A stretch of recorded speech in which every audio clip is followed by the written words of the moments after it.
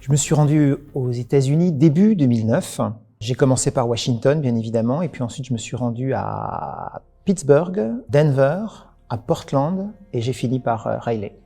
J'ai retenu de ce voyage d'abord de découvrir un pays que je ne connaissais pas, les États-Unis, un pays qui était beaucoup plus divers que ce que je pensais. Tu vois, il y a un bloc pour moi en face de moi, c'était les États-Unis, les Américains, et en fait, il y a vraiment un pluriel. Alors le stéréotype que j'ai dissipé dans mon esprit, durablement d'ailleurs, c'était l'image que j'avais d'Américains peu intéressés par les questions d'environnement. Quand je suis arrivé là-bas, beaucoup d'Américains et beaucoup de responsables américains que j'ai rencontrés qui étaient très intéressés par les questions d'environnement. Donc ce malentendu, enfin ce stéréotype, je l'ai dissipé à cette occasion-là. Ce programme m'a apporté professionnellement l'envie de m'intéresser aux questions d'environnement en dehors des frontières françaises.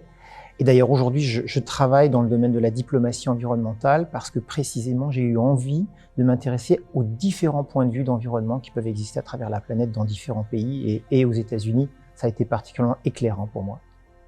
C'est une anecdote de féerie et de rêve. Quand j'ai été à Portland, j'ai visité le jardin japonais de Portland, qui avait été conçu à l'époque pour être un lieu de jonction entre deux peuples qui se sont fait la guerre, les Japonais et les Américains. Et c'était la nature qui avait été utilisée pour faire cette jonction. Et c'est un jardin absolument magnifique et merveilleux qui est gravé dans ma mémoire.